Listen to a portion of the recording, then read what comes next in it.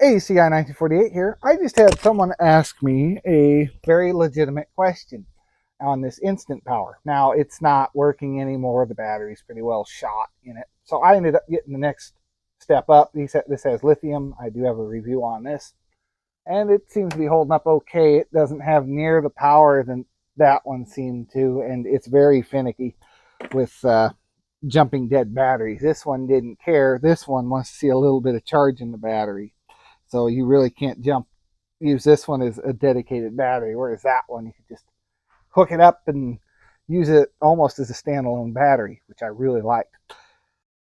His question was exactly how do you use the air compressor on this?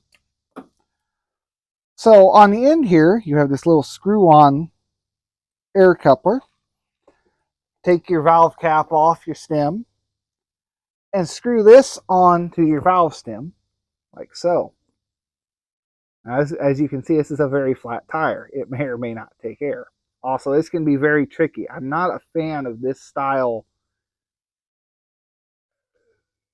screw, or air chuck, I should say. It can be a real pain. Now, as you're screwing this in, you may hear hissing, and if you get pressure out of it, just keep screwing it in. Get it tight on there. Not too tight, of course. And if you have pressure in there, it will pop up to how much PSI is in there. As you can see, this one is totally flat. No big surprise there. So we're going to turn the air compressor on, and you wait. You wait until this comes up to the desired pressure. Car tire, you might be looking for 30, 35 PSI. Normally, on the side of the tire, this one might be too old to have it, there is a recommended tire pressure. No. Okay, well, normally on the side, you would look and there would be like a recommended PSI. You say, no, I'm not seeing it on there. But look around. Sometimes there's a recommended PSI on the tire. So you turn this on and wait. So here I'll show you how it may sound and what it may do if there's air in the tire. You hear the hissing. Screw it all the way in. And the gauge should come up and tell you exactly how many PSI you have in there. And it looks like we're just a little low, which doesn't surprise me because I've had issues with this tire just seeping air out before. So we'll take it up to 25 for this example, if the camera would focus on it. 25 is about here.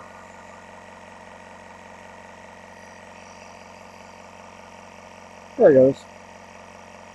And it's basically a waiting game. These are not very quick, but they will save you if you're stranded on the side of the road and your tire goes flat. And there we are, 25. Close enough. So yeah, that's basically how you use it. Fairly simple, but it was a good question, and I thought it needed to be answered. So if you have any questions on videos I've done, and it's something that I still have laying around, and I happen to have time, I can do a quick video on it like this. Or if it's something a little more major, let me know, and I can, might take me a little longer to dig something out and do a video on it, but yeah, I don't mind helping people in that way. Pretty cool, I think, that I can answer a question like that, and maybe it helps someone else. The Falcon, now I know it hasn't been on the channel very much lately, and the alternator went out. I got it running perfect. It runs excellent, but the alternator quit working. My voltage regulator went bad, and actually we can start it up here for the video. Bonus. So it's the darndest thing. I finally get the thing running great. I put an HEI in it and a bigger carburetor. That's actually a carburetor for like a 300. And that's an HEI distributor like a Chevy style. This has turned into another type of video. I had to get a new voltage regulator and realized this like 2-year-old alternator decided to quit working. I can get it to make 13 volts if I take it off and give it a rev. It's putting out 13 volts, but as soon as you put it back on there, it acts like the battery is taking a draw or it's taking a draw from the battery for some reason. So it runs great without anything connected to it, but as soon as you put it back, it just like kills the battery. So I actually went and bought a new battery just in case. I don't have a load tester. I really need to get one, but I bought that battery. It was kind of small in the first place, and that was the old one I had in it. So I went and got a decent sized battery. It's like 800, 700 cranking amps. So bigger than this car should really need, because all it's got to do is start it and run some headlights. It's not running the radio or computer or anything fancy. I know it's going to start right up because I had it running earlier today. And I got the alternator light on now. That's because I pulled a wire off when I was messing with it. I kind of broke one off. But because it didn't have the alternator light on before, it was making enough voltage to shut that off. A little oil pressure. Hesitation is gone. It doesn't. I can do this. And it does not hesitate. That HEI fixed all my problems. So, what was this video about? Oh yeah, answering people's questions. I guess that's a question though. What happened to the Falcon? Why is it not running? Why haven't you been driving it? Well, now you know. I wish I have been driving it, because I put all that time into getting it running good.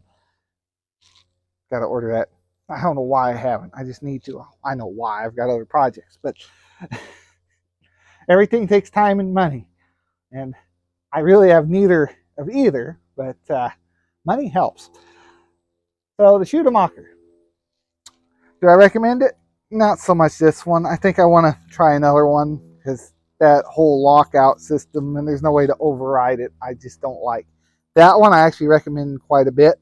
I was very impressed with it, and you could use it about as a standalone battery, but you have to be careful. If you have something with computers, it can fry it. This car, it's not going to care if you use that, or well, I think I pretty well, no, I jump started it, or a lawnmower or something. They don't have much electronics to go wrong, but like that truck over there, I wouldn't use it as a standalone battery. Definitely have a battery in that for it to pull off of, because computers take a lot of juice. So do be careful. So that'll do it for this video. Hope it helped you. Thanks for watching. Have a great day, and stay tuned for more.